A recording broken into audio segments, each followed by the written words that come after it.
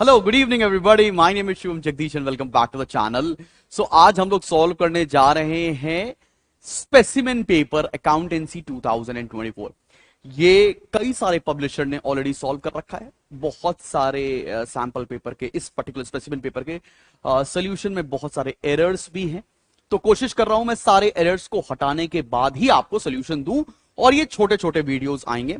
मतलब section A का मैं एक पहला वीडियो बना रहा हूं, देन पार्ट बी का मैं एक अलग वीडियो बनाऊंगा, फिर सेक्शन बी का मैं एक अलग वीडियो बनाऊंगा, और उसके बाद पार्ट बी में जो हमारे बाकी सारे क्वेश्चंस, लॉन्ग क्वेश्चंस हैं सेक्शन ए के अंदर, उनका मैं अलग वीडियो बनाने वाला हूं। तो जिससे आपको धीरे धीरे करके 3 पार्ट में पूरा स्पेसिमेन मिल जाएगा। तो चलो बॉस, आओ शुरू करते हैं। पहला क्वेश्चन देखते हैं कि क्या बोल रखा है। पहला क्वेश्चन कह रहा है, मेरी जान ध्यान से देखना यार, उद्देश्य ये नहीं होना चाहिए कि मेरा का करेक्ट आंसर क्या है। उद्देश्य ये होना चाहिए कि इस तरह का क्वेश्चन आया तो उसको सॉल्व कैसे करेंगे। So that is of more importance. जरा क्वेश्चन देखो क्या लिखा है। On the date of Som's admission, आप सभी के पास कैलकुलेटर, बच्चे पूछते रहते हैं कौन सा कैलकुलेटर लेके जाए, इस तरह का कैलकुलेटर लेकर जाना, काम बन जाएगा। अब लिखा गया है, on the date of Som's admission as a partner it is decided that furniture book value कितनी है, 2,50,000 रुपए की फर्नीचर की बुक वैल्यू है। इसको कर रहे हैं रिड्यूस्ड बाय 40%, इसको 40% से रिड्यूस कर रहे हैं। तो इसको रिड्यूस किया जाएगा 1,00,000 रुपए से। कोई दिक्कत वाली बात नहीं। आगे बढ़ो, machinery book value 1,50,000, reduce to 40% लिखा है, टू लिखा है, याद रखना भैया। मतलब पहले इसकी वैल्यू थी 1,50,000, 40% इसकी वैल्यू हो गई, मतलब 60,000 इसकी वैल्यू हो गई। कितने से कम हो गई है? 90,000 से कम हो गई। तो रिवैल्यूएशन में ये 90,000 आता है। अब जरा क्वेश्चन पढ़ो क्या पूछ रहा है। What is the net decrease in the value of asset, total asset कितने से कम हुए। 1,00,000 से ये कम हुआ, 90,000 से ये कम हुआ। तो इसका आंसर है बी पार्ट, 1,90,000। समझ में आ गया आपको बात? करेक्ट करना भी आ गया, कैसे सॉल्व करेंगे ये भी क्लियर हो जाना चाहिए। चल मेरी जान, अगले क्वेश्चन की तरफ बढ़ते हैं एंड हम आ रहे हैं क्वेश्चन नंबर 2, सेकेंड एमसीक्यू के ऊपर। और ये सेकंड एमसीक्यू के ऊपर मैंने एक डेडिकेटेड वीडियो भी बनाया था। अगर लोन अकाउंट वाली आपने चीजें देखी होंगी, इसमें मैंने डिसोल्यूशन का करेक्शन वीडियो बनाया है। नहीं देखा है, आई बटन पे लगा दे रहा हूं, जाकर देख लेना। लिखा क्या है, Anita, Benu and Chitra dissolve their partnership firm. Anita had taken a loan of 10,000 from the firm. Anita ने लोन लिया हुआ है। जब पार्टनर ने लोन लिया होता है तो उसके पार्टनर्स कैपिटल अकाउंट में उसको क्लोज करते हैं। लेट्स से ये अनीता है, ये पूरा कैपिटल अकाउंट बना रहे हैं हम लोग, ये कैपिटल अकाउंट है। तो इसकी डेबिट साइड पर क्या लिखेंगे, टू अनीताज लोन अकाउंट। ऐसे जाकर ये क्लोज होता है। तो इसकी एंट्री क्या बनी, Anita's capital account debit to Anita's loan account. आओ जरा देखो क्या पूछ रहा है। What will be the entry to settle Anita's loan in the dissolution of firm. ठीक है, तो इसकी एंट्री क्या हो जाएगी, Anita's capital account debit to Anita's loan account. कहां दे रखा है, Anita's capital account debit to Anita's loan account. लेकिन इसका कॉन्ट्ररी अगर होता, पार्टनर ने फर्म को लोन दिया होता, तो उसका ट्रीटमेंट कैसे करते, कमेंट सेक्शन में लिखकर बताना है तुमको, ये पेपर में मिल जाएगा। ये आपको अपकमिंग बोर्ड एग्जामिनेशन जो आपका परसों है उसमें मिल जाने वाला है। क्या एक्सक्यूज मी। अगले पार्ट पर आते हैं, इसका थर्ड पार्ट देखते हैं क्या लिखा है। A company issued 5,000 10% debentures of ₹100 each. 5% का डिस्काउंट, मतलब 5 रुपए का डिस्काउंट हो गया, 25,000 रुपए का टोटल डिस्काउंट हो गया। 5,000 into 5 to write off the capital loss it has to use its profits in a certain order. Choose the correct order in which the profits are used by the company to write off the capital losses. भाई आपको सबसे पहले पता है SPR use करते हैं, फिर capital reserve use करते हैं, फिर हम लोग स्टेटमेंट ऑफ P&L यूज करते हैं। तो भाई सबसे पहले सिक्योरिटी प्रीमियम, तो ये आ गया R, ठीक है, फिर आएगा Q, फिर आएगा P। तो RQP मतलब थर्ड ऑप्शन इसका करेक्ट है। क्यों करेक्ट है ये भी तुम्हें समझ में आ रहा है, मैंने आपको डिबेंचर्स के चैप्टर में ये पढ़ाया भी हुआ है। आगे आते हैं, ये देखो थ्योरी का क्वेश्चन। थ्योरी के पीछे परेशान मत हो, थ्योरी को याद भी नहीं करना है, बस ये आपने स्पेसिमेन कर लिया और मेरे दिए हुए सैंपल पेपर की थ्योरी कर ली, काम बन जाएगा उससे आपका। चैप्टर वाइज के एमसीक्यू कर लिए तो बहुत ही हो गया। क्या लिखा है, the subscribed capital of a company refers to. Subscribed capital क्या होता है, वो देखो सब्सक्राइब के अंदर 2 चीजें आती हैं, याद करो, बैलेंस शीट का चैप्टर पढ़ा रहा था।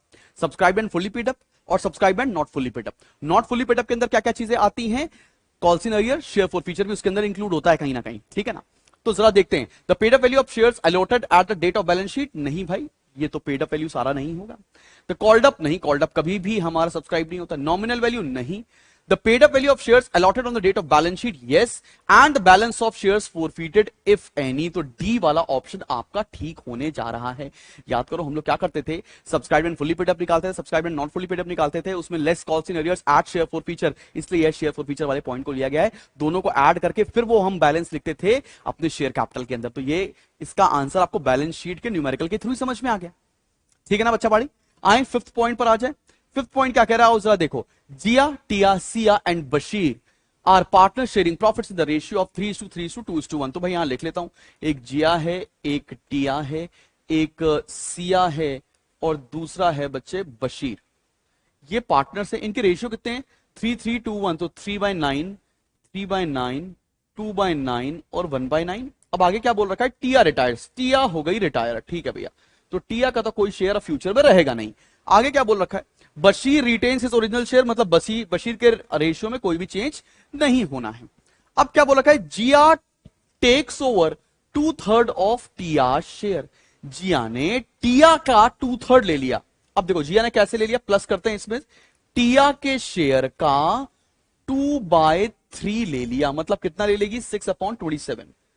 तो जिया का नया शेयर कितना आया, 3/9 था, 6/27 ले लिया। 27 will be the LCM, 3 into 3 9 plus 6, ये आ गया 15/27। अगर 2/3 ले रही है जिया तो रिमेनिंग कितना बचा, 1/3। आओ जरा आगे पढ़ते हैं। And the balance is taken up bye Siya.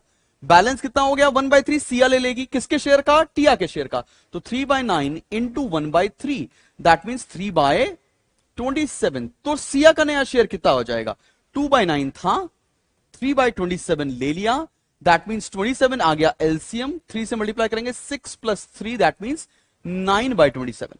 अच्छा, टिया रिटायर हो गई तो उसका कोई नया शेयर नहीं है, बशीर ने अपना शेयर मेंटेन कर रखा है तो उसका शेयर 1/9 ही रहेगा। अब नया रेशियो कितना हो जाएगा, 15/27 इज टू 9/27 इज टू 1/9, तो इंटू 3 तो रेशियो फाइनली बना क्या, 15:9:3, या इसको लिख सकते हैं 5:3:1। ठीक है, एक ही बात है, समझ में आ गया आपको। यहां तक मुझे नहीं लगता किसी बच्चे को किसी भी तरह का कंफ्यूजन होना चाहिए।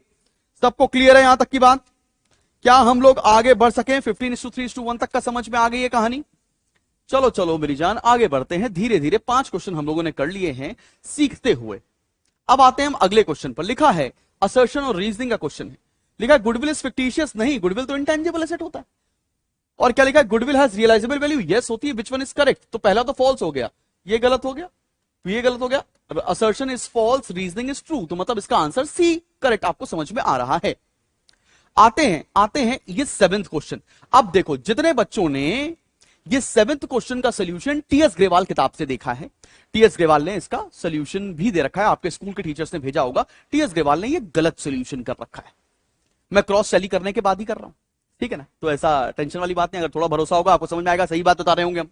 क्या लिखा है, at the time of dissolution of partnership it's balance sheet showed a stock of 40,000। Balance sheet में स्टॉक कितने का दे रखा था, स्टॉक दे रखा था मेरी जान 40,000 रुपए का। उसके बाद क्या बोल रखा है, comprising of easily marketable items, obsolete items and few miscellaneous other items. इसके अंदर कई तरह के आइटम्स इंक्लूडेड हैं।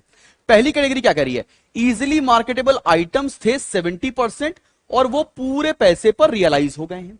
तो इजिली मार्केटेबल आइटम्स में यहां लिख दूं, मार्केटेबल आइटम्स कितने थे, 70%।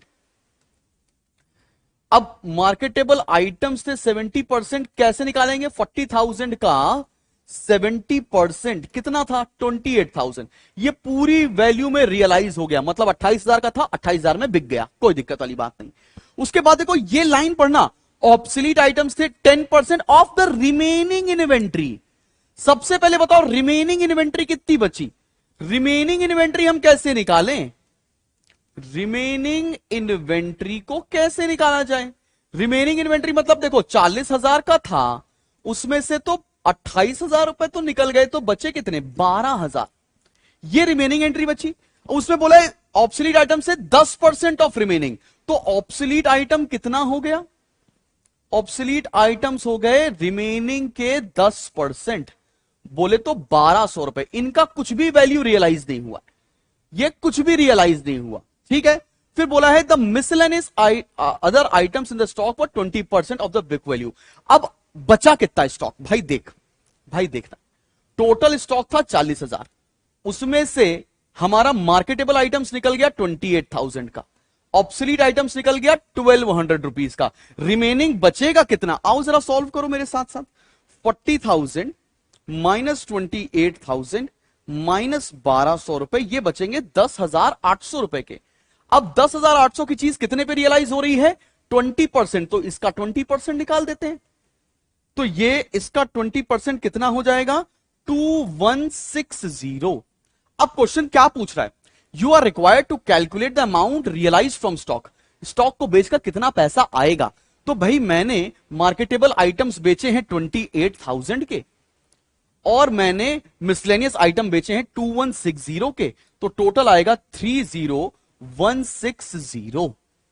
30,160 में रियलाइज होना चाहिए। ये क्वेश्चन का आंसर स्पेसिमेन पेपर में, अगर टीएस ग्रेवाल बुक को फॉलो किया है आपने, तो वहां पर गलत सॉल्व किया गया है। उनका आंसर आ रहा है 29,600, जो बिल्कुल गलत है। खैर चलो आगे बढ़ते हैं। अब तुम्हें लग रहा होगा सर ये इतना बड़ा बड़ा क्वेश्चन एक नंबर में क्यों देते हैं? अब क्या कर सकते हैं, आईएससी बोर्ड है, आप बड़ा बोर्ड पढ़ रहे हैं, थोड़ा सा तो झेलना पड़ेगा। एक नंबर का क्वेश्चन है नहीं है, ये 3 नंबर का होना चाहिए था। खैर कोई बात नहीं। अब आते हैं 8th पॉइंट पर। लिखा है as a result of the measure taken up by the government in the year 2019-20 for non creation of DRR by listed company, NBFCs और एचएफसीज। अब लिस्टेड कंपनी जितनी भी होती हैं उनको डीआरआर क्रिएट नहीं करना पड़ता है, ठीक है ना। इसके ऊपर एक थ्योरी वीडियो आने वाला है, तो वो आप देख लेना इजीली। इससे क्या हुआ? The investments in the debentures issued from these companies have become riskier. ये सोर्स भी दे रखा है। State the adverse impact of the measure of this measures on the investors. भाई देखो इन्वेस्टर्स के ऊपर क्या आएगा, इसका वन लाइनर आंसर लिख सकते हैं। ये एक नंबर का क्वेश्चन डिजर्व करता है।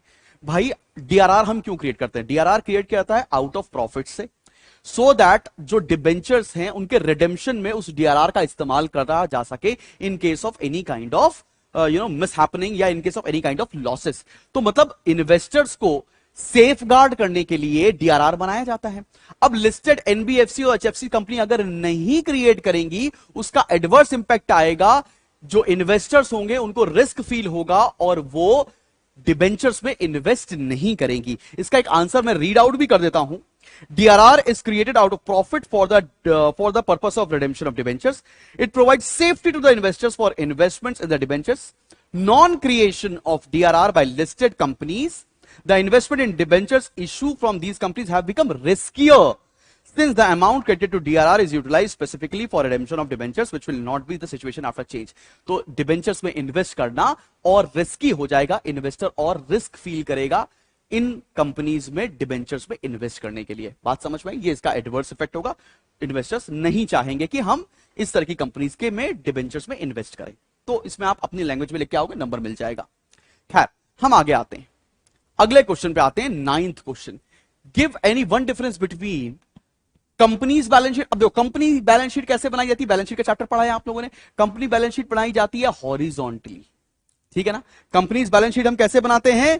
Companies balance sheet is prepared in companies balance sheet is prepared in vertical format. इसको वर्टिकल बोलते हैं ना, ऊपर इक्विटी एंड लायबिलिटीज, फिर नीचे असेट्स, इसे वर्टिकल फॉर्मेट बोलते हैं। और जो फर्म्स बैलेंस शीट होती है, जो आप पार्टनरशिप पे बनाते हैं, वो हॉरिजॉन्टली बनाते हैं। लेफ्ट साइड पर आपका लायबिलिटीज आ रही है, राइट साइड पर असेट्स आ रहे हैं। तुम चाहो तो इसका एक छोटा सा फॉर्मेट बनाकर दिखा सकते हो और एक वन लाइन में भी लिख दोगे तो भी नंबर आपको मिल जाएंगे, अगर इस तरह का क्वेश्चन आपको बोर्ड एग्जाम में मिलता है। चलो खैर ये तो आसान क्वेश्चन हो गया, एक नंबर डिजर्व भी करता था। आओ 10th पार्ट देखते हैं। Matrix limited and unlisted construction company redeems its 7,000 10% debentures of ₹100 each in installments। मैंने ये पूरे क्वेश्चन इंस्टॉलमेंट्स में, ड्रॉ ऑफ लॉट्स में आपको पढ़ाए हुए हैं।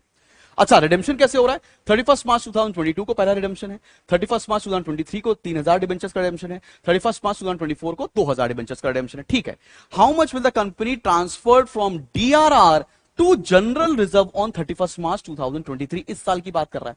डीआरआर टू जनरल रिजर्व में हम कितना ट्रांसफर करेंगे? जितने डिबेंचर्स को रिडीम कर रहे हैं उसका 10%, मतलब 3,000 डिबेंचर्स हैं। एक डिबेंचर था 100 रुपए का, तो 3 लाख, उसका 10% बोले तो 30,000 will be transfer to from DRR to general reserve. ये आसान क्वेश्चन हो गया, इसमें इतना मुश्किलात की बात ही नहीं है। तो यहां तक हम लोगों ने आपसे डिस्कस किया है सेक्शन ए का क्वेश्चन नंबर 1। अब मैं इसके बाद डिस्कस करूंगा आपसे सेक्शन बी के क्वेश्चंस और फिर धीरे धीरे 3 वीडियो में आपका पूरा स्पेसिमेन मैं सॉल्व कराने वाला हूं। आई होप तुमको यहां तक समझ में आई होंगी चीजें। अगर आप फ्री हैं और आपके पास समय है तो जाकर सैंपल पेपर को सॉल्व करना शुरू कर दो। एनरोल नहीं किया, आज आखिरी दिन है, कर सकते हो। Wish you luck.